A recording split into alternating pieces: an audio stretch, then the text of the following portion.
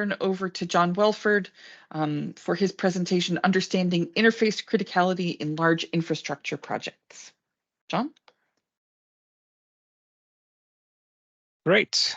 Thanks, Jess. And probably a good segue from the advert for INCOSE International Symposium this year. This is a presentation of a paper that we presented at the International Symposium last year. So there are three authors on this, myself, Steve Wallace and James Donovan. Steve and James are both from Shoal at the time this was published. James has more recently moved on. Steve is on the call with us, so any difficult questions, I'll be definitely deferring to him. And he is also the lucky member that got to present this in Hawaii last year. I'm not going to try not to be too bitter about the fact that I did not, but this is the same presentation that was presented there, so I can at least blame him for any problems with the slides. So what we were talking about and what the paper is about is interface management, really, and how it's applied on large infrastructure projects. And what we mean by large infrastructure projects is projects of the size and complexity where systems engineering is applicable. And part of what we're looking at in this paper is how interface management as an activity can be applied to infrastructure projects, bring together a systems engineering approach with the kind of interface management approach that is often applied on infrastructure projects that aren't coming from a systems engineering perspective. And the majority of this presentation and a section of the paper is using as a case study the KiwiRail Inter-Islander project, IREX, which you would probably have seen in the news over the last few months, has been recently cancelled by the new New Zealand government. So I'll try to remain impartial on whether I believe that was a good idea or not, but I and my co-authors did invest quite a bit of time over the last 2 years working on that project. So that's probably influencing our view somewhat. But I'm going to be talking about the project as it stood at the point in time this paper was written. You can see the date on the slides there. So just bear that in mind. For those who aren't aware, and I'm sure most of you are, New Zealand has a North and South Island which are not connected via a road. So the main connection for vehicles and rail is via the ferry service. Inter-Islander is one of two services that run across the Cook Strait, connecting Kaifarafa in Wellington to Waitohi Picton in South Island. The Inter-Islander Resilient Connection Project was an ongoing project to upgrade the ferries, both purchase of 2 new ferries and the upgrade of the ferry terminals at Wellington and Picton. So very large project, lots of complexity involved, lots of interfaces involved, as we'll see. And very large timescale, very large teams, lots of money, etc. I was involved with WSP. WSP Jacobs as a joint venture were engaged for the detailed design of terminals at both Wellington and Picton. And Steve and James from Shoal were engaged as sub-consultants to the WSP Jacobs joint venture in order to help support from a systems engineering perspective. So I led the systems engineering team with those two as members of it, specifically involved in the interface management side of things.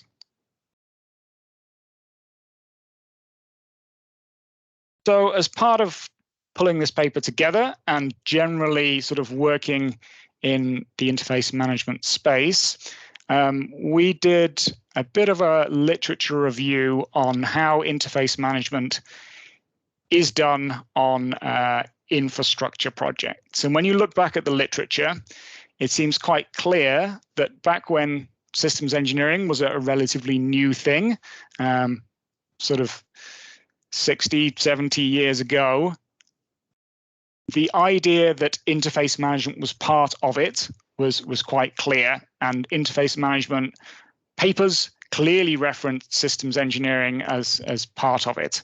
And it seems that there's been a drift apart in those two approaches, where interface management has been picked up and used increasingly within the infrastructure domain without necessarily being applied from a systems engineering perspective.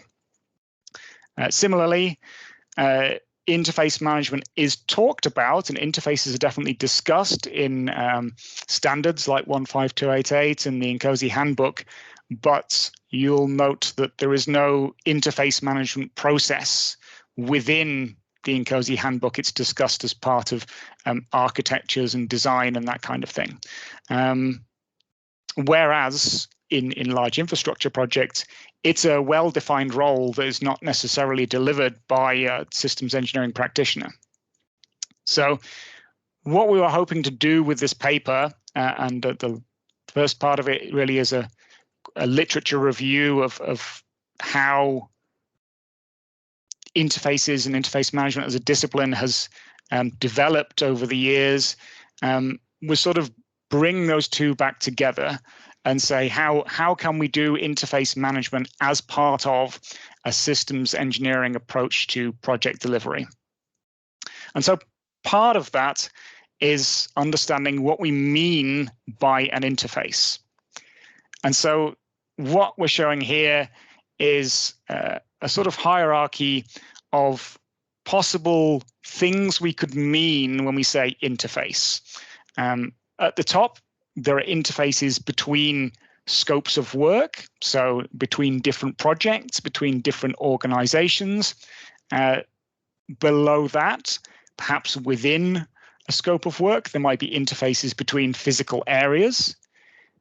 Within a physical area or between physical areas, there might be different disciplines that are interfacing. Within the disciplines, there might be different systems or work packages being delivered by the discipline that need to interface. And within those work packages, there might be specific assets that need to interface. And as you can imagine, as we go down that hierarchy, there are more and more things that we could be considering interfaces between. And when you look at the literature, they use the terms hard and soft really to describe either end of this spectrum. So soft interfaces are sort of between projects and programs and organizations. Hard interfaces are between physical assets or what we might call system elements.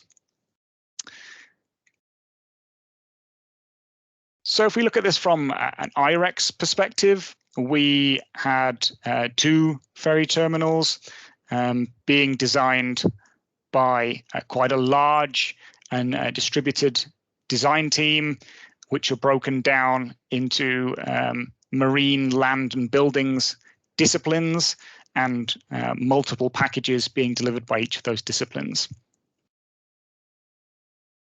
And within the delivery of those disciplines, we had specific assets being delivered, be that electrical assets, physical, civil infrastructure, or the nesting structure to the ferry itself. So a wide variety of different physical assets being delivered. And when you look at how typical, or I'd say traditional infrastructure projects are delivered, particularly where they've not really got any systems engineering influence to them, there's maybe a systems engineering team working on it, they're much more likely to be looking at the soft interfaces. So an interface manager on an infrastructure project potentially is going to be looking at which organizations do we need to interface with? What are the physical areas that are going to be connected together by this? And possibly they'll be touching on how the disciplines interrelate to one another. And often they might not be called an interface manager, they might be called a stakeholder manager, or the two roles might be quite closely aligned. Whereas from a systems engineering perspective, and the focus that we took on IREX was much more on the what you might call hard interfaces, so looking at the interfaces between physical assets or system elements on the project. Now, you can imagine that we have a lot more interfaces between assets, and we'll look at the numbers in a moment, than we do interfaces between scopes of work. But I think the benefit of looking at the hard interfaces is that from the hard interfaces, you can look at which package each asset is delivered in, which discipline's delivering it, where physically the asset exists, and which scope of work it's delivered in, and work back up that hierarchy quite easily. Whereas if you take the softer approach, you don't know necessarily what the physical interfaces are that exist within each scope of work. And you can break it down and look at it on a per scope of work basis, but it's sort of amounting to the same thing. And so working back up the tree, you have access to all that information, whereas working down it is a little bit harder to access that. The balance being, we have a lot more interfaces at the hard, at the lowest level, so a lot more to manage. And we'll talk about how we manage that in a moment. So what do we mean by interface? And we've said that we're defining interface as being between assets. And as I've just sort of alluded to, the assets have owners. And so the definition of interface that we used is that it's a conceptual interface. There's nothing physical that is the interface. The physical things are what are delivered in terms of the assets, but they have some kind of relationship. And each asset has an owner, and that owner could be the design team responsible for designing it. It could be the project responsible for designing it. It could be the construction contractor that's building it. It could be the operator. It could be the maintainer, depending where in that system lifecycle that asset actually is. We also use the term leads and matches. So by definition, each of our interfaces is between two and exactly two assets, one of which we've defined as the lead asset and one as the match asset. And the literature uses various different terms here. We might call the match asset a support or a follow, or in some cases there is proposer and responder that's used. So the distinction between the lead and the match is that the lead is the one that's primarily responsible for defining the interface. They're sort of the first mover, and the match is the one that's responsible for agreeing to what's proposed or adjusting as necessary. So what does that look like in practice? Well, our interfaces derived interface requirements. And the interface requirements came in pairs. So in order for the interface to work, asset A needs to do a thing, and asset B needs to do something in response, either physically or statically or dynamically. And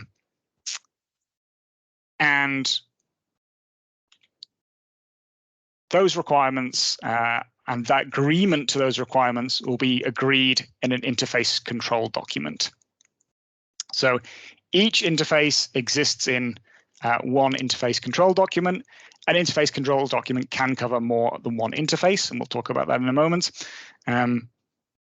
But that is how we gain agreement to the interface requirements that exist on the assets either side of the interface. And so that's quite key, is that the interface itself doesn't have requirements. It's asset A and asset B that have requirements. And in order for the interface to work, the asset A interface requirement has to match up correctly with the interface B requirement. So to look at an example of that, from the IREX project, we have something called a link span, and that is the connection between the fixed land and the floating ship. And we want to be able to run vehicles across that link span to board or disembark from the ship. And I didn't mention, I think I mentioned at the start, the inter-islander is used for rail transport as well.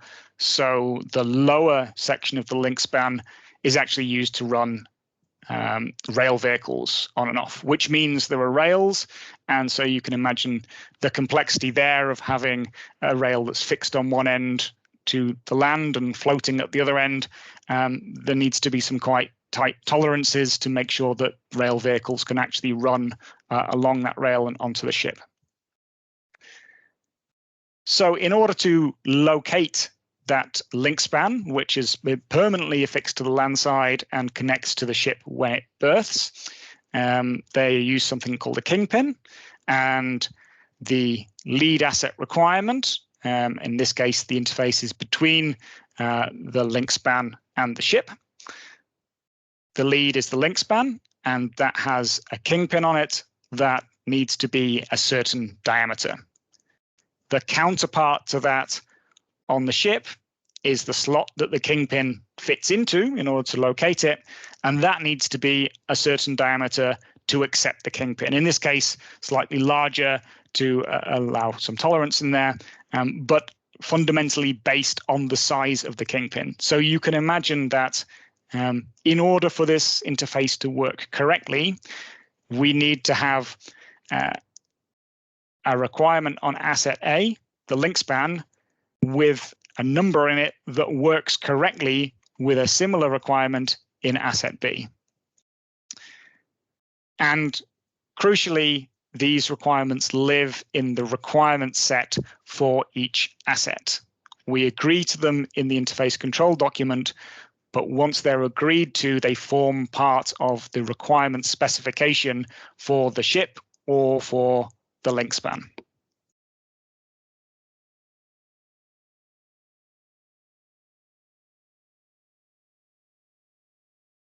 So, as I mentioned, we have potentially a lot of interfaces because we're looking at them at this hard level. So every single asset in our breakdown structure potentially has multiple interfaces with other assets. And so we need some way of managing the explosion in quantity that we're going to end up with. And what we used was effectively a risk-based approach, where we looked at each interface that we identified, and we identified them from system architecture work and working through with the design teams to understand what interfaces were relevant to the assets that were being delivered within their scopes of work. And in conjunction with the design team, we went through what we called a criticality assessment to understand the risk associated with each interface. And we did this based on 4 different categories. The impact that the interface potentially had on project delivery and operation, the potential impact to safety, how much the interface was based on standards, and therefore how easy to deliver was it. The delivery team for the assets on each side of the interface, where if both teams are part of the same organization, it's a much less critical interface than if they're in totally separate organizations. And then finally, the complexity of the interface, in terms of the number of different types of things we've got interfacing. So if we've got an electrical interface and a physical interface and a clearance interface all involved, then that's a much more complex thing than just an earthing or some interface or something like that. So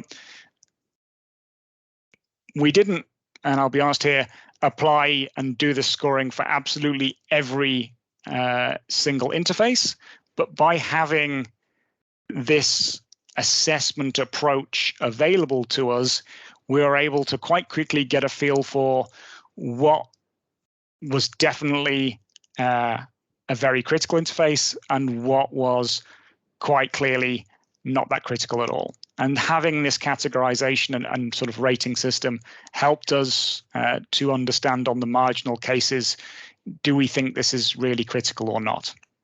So we had a sort of nominal scoring system and a threshold above which we'd say this is definitely a critical interface or not.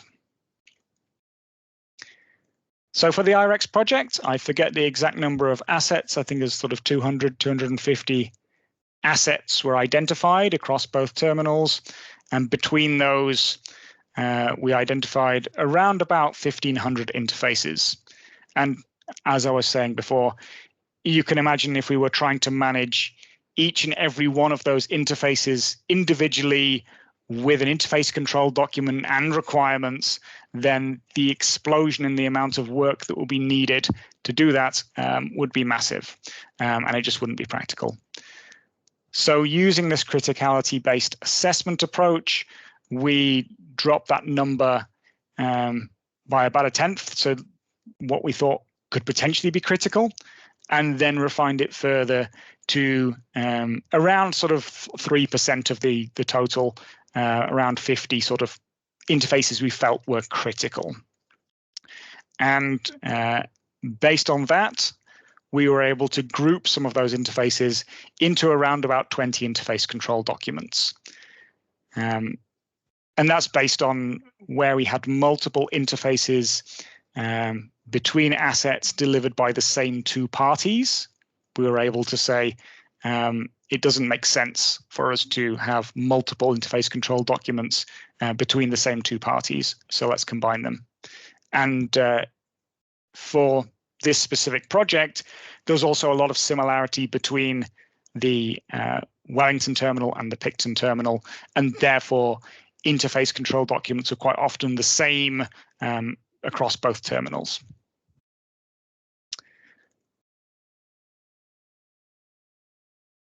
So looking at the outcomes of this work, some things that we found, the process worked reasonably well. The main difficulty was getting engagement in delivering it, particularly early on in the project. Design teams are very focused on doing design, and they've been given a package of work where they need to design a very specific thing in a very specific location. They've only got so many hours to do it, and they need to sit down and get it done.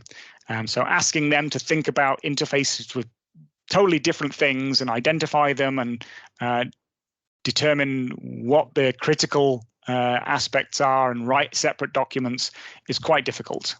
But as the design matured, we found a lot more of the design team realizing, okay, this is clearly a critical interface. Maybe I don't have all the information to develop it. Maybe I should be talking to the counterparts organization a lot more. Maybe there is a process that I can follow to get this working. And so we definitely saw an improvement in engagement with the process as the project went on.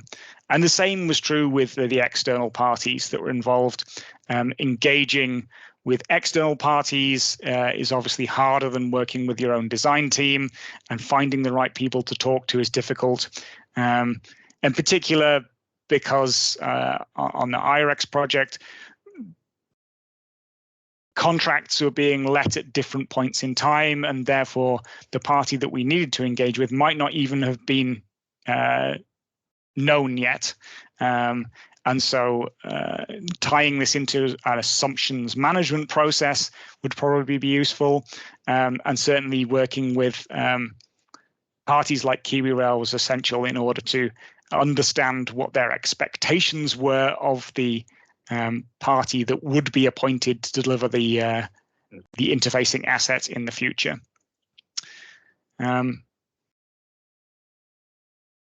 And what I think will be my main recommendation out of this for future projects would be to bake the concept of interface development and management into the project program a lot more. So we had agreement that this was the process across the design team and across the management of the project, but because we had a series of stage gates for each design package to deliver to. We went through stages A to E, and as soon as stage A was delivered, work started on stage B, and the design team very focused, obviously, on getting the design out on time, on budget, that kind of thing. But because in order to deliver a stage, there was no point where they needed to have an interface control document developed. They were very low on the list of priorities. And I think it'd be relatively easy on a future project to say, by design stage gate B, we cannot submit that until we have a draft interface control document that goes with it. And design stage D can't be passed without that interface control document being signed by the relevant parties. So I think that'll be the main thing that I'd recommend to try and get this process working better on future projects. So in conclusion, I think we've effectively brought a sort of systems approach to interface identification and management. And for large and complex infrastructure design projects, I think that's needed in order to properly understand the interfaces. But you do have this trade-off between having a very sort of soft approach where you find your 20 interfaces between organizations and you manage it at that level versus a hard interfacing approach where you have potentially thousands of interfaces identified. And what we've proposed here is that using a risk-based approach, you can start with the detail and work back up to a small number of interfaces with the extra assurance that you're not missing any and that you're covering all the bases. The approach that we used for interface requirements, I think, worked quite well, and we've used it on other projects. And the real benefit there is that by having the requirements as part of the asset specifications, they then fall into the standard design verification process. There is no interface closure. There's no interface verification. Once the interface control document is agreed, and that will go into a configuration management process, obviously, and there'll be a change management process if things change. But once it's agreed, those requirements then sit with the assets, and we have some level of assurance that as long as those assets deliver to their requirement specifications, the interface will work. But asset verification can progress at different rates for different assets as part of the standard design process. And as I said, tying it into the design gate criteria to ensure that the process does happen at the right points in time, I think would be really beneficial. And that's the whole presentation. Happy to take questions, even happier to defer questions to Steve, if he's still on the line.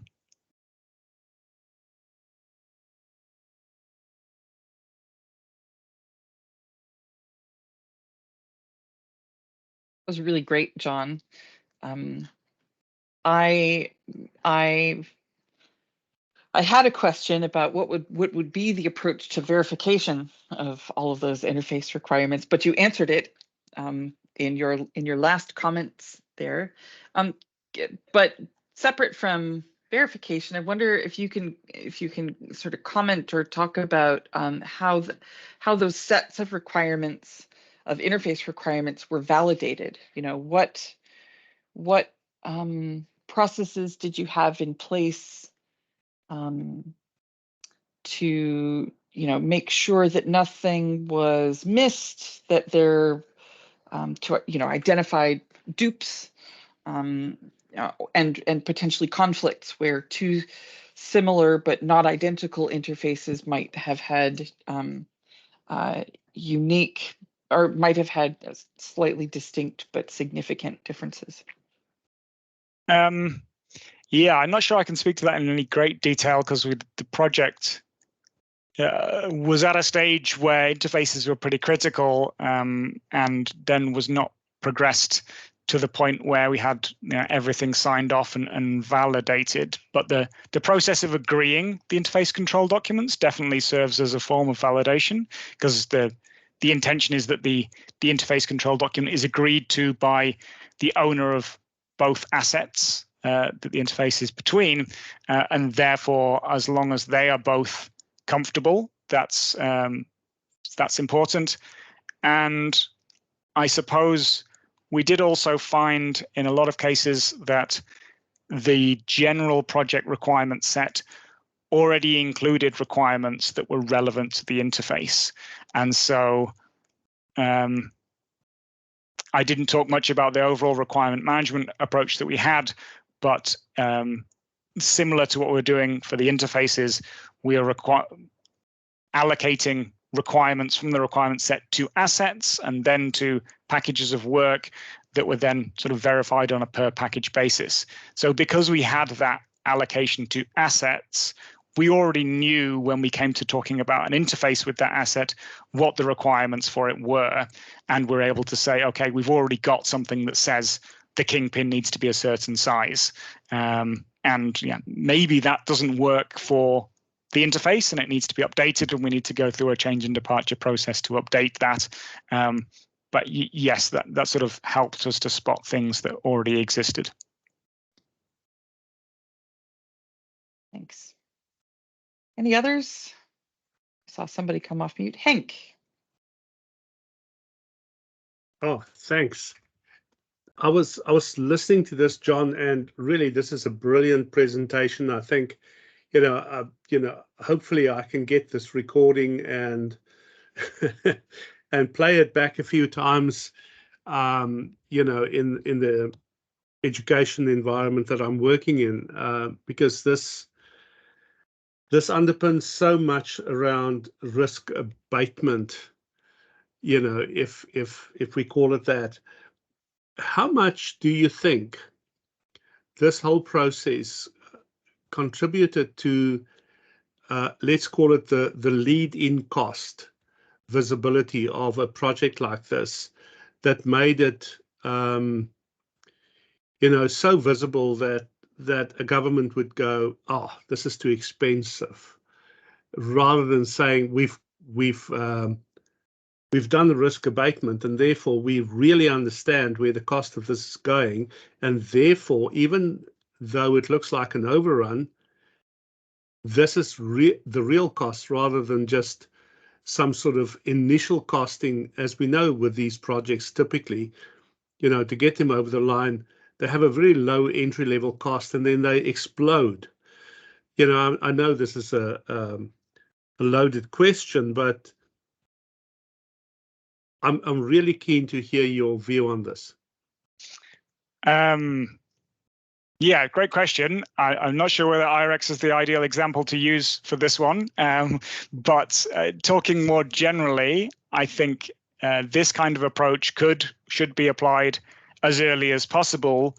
There is obviously a trade-off there that you don't know all the details when you're doing high-level concept design, but there's no reason you can't be applying a similar sort of process in order to identify interfaces and start to mitigate them. And I think you're absolutely right to say that a lot of overruns come from recognizing things too late that you could or should have recognized earlier. And I think this kind of process helps to alleviate some of that or mitigate that risk.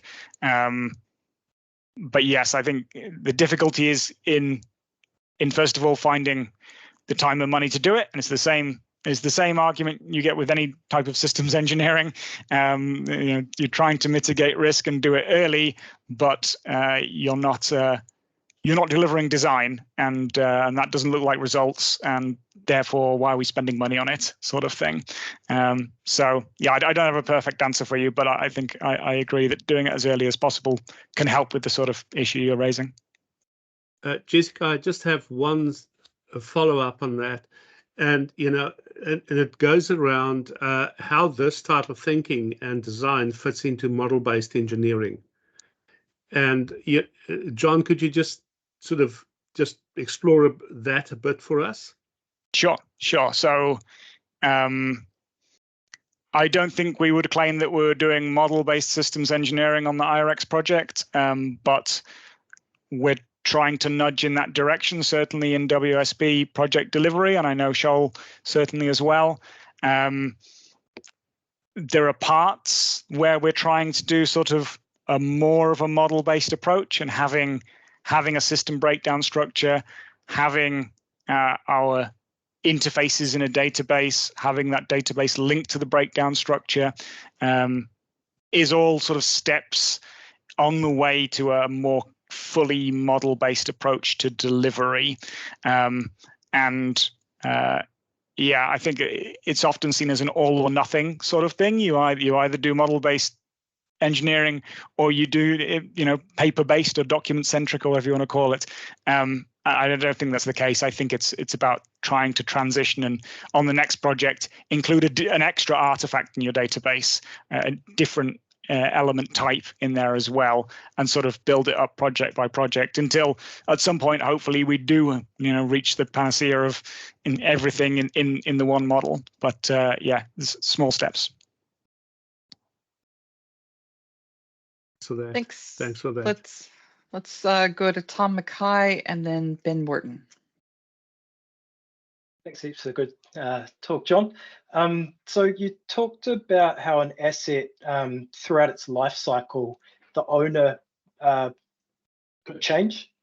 And one of the risks that you assess is if you have an interface that has assets that have two different delivery teams. What do you define as the delivery team? Is it a team that's responsible for the asset at a particular stage of the life cycle, or do you do that assessment at each stage of the life cycle? Good question. I think, well, as far as this project went, we as WSP Jacobs were involved in the design stage and not involved subsequently to that, or not intending to be involved subsequently. So it was really the design stage that we were particularly interested in. Having said that, there's nothing in the sort of criticality approach that precludes you from saying, well, this is just between two parties now, but that both those parties are going to change in the future, and therefore let's call it a higher risk interface. How you go about managing that through the life cycle is difficult, and I think that's where it becomes more than just an interface management question. It's a question of, well, what's your concept of operations? What's your concept of maintenance? Have they been signed off by the future operator? And probably not, because you might not know the future operator. And there's a whole raft of other questions there about how you take an asset through a life cycle when you don't know who the future sort of owners are. But definitely represents a risk, and definitely I think should be factored into whether it's a risky interface to manage or not. But how you do that, I think probably open to ideas on. Yeah, grows the complexity of the task quite a lot, eh? Definitely. Cool, thank you. Great. We'll throw to Ben Morton. Yeah, hey, John, this is a bit less about your presentation and more about the fate of your project. But having gone through a similar thing myself, and just acknowledging what a gut punch it can be, I wonder if there's any benefit in this network offering up a bit of a support group as far as that whole experience goes. Because I'm sure you're not going to be the last one in this cohort that has the project shot out from under them. And I know you pour your guts into it for a number of years. You become deeply intellectually entangled with the subject matter. And so it can be quite a shock. So yeah, I just think there might be something to that. I mean, what would your thoughts be on that? Yeah, I agree. Yeah, and it's not just the systems engineering team either. It's, we've certainly within WSP and Jacobs had people who've been working on this project for, not just the two and a bit years that this contract was running, people that have been involved, and I'm sure within Kiwi Rail and wider industry as well, been involved in this sort of thing for half a decade or more. So it's it's a big issue, and I'm sure it occurs across industry and across different countries as well. I don't know if I've got any great solutions. I suppose part of it is trying to take what you can from it, and certainly the learnings that we've been trying to share here is part of that. And we can say, we didn't finish the project, and something will happen at some point in the future. The ferries are not suitable in the state they currently are. So if we can learn from the processes that we used and recycle at least processes into future projects, then that's something at least, I suppose. Well, I'll say from my end, the offer's out there for a beer and a chat at some point anyway, because Cheers. I'm sure we could relate. But yeah, there you go. Hey Ben, I wonder if we could put a post out on our INCOSE New Zealand LinkedIn with such an offer. That might be the easiest way to catch all of the IREX outcasts at this point. I think it might be a good idea. Yeah, there'll be a lot of baggage out there. Awesome. Well, I'll follow up with you on that one. We probably have time for one more question if there is one. Otherwise, we'll release everyone to dinner and beyond.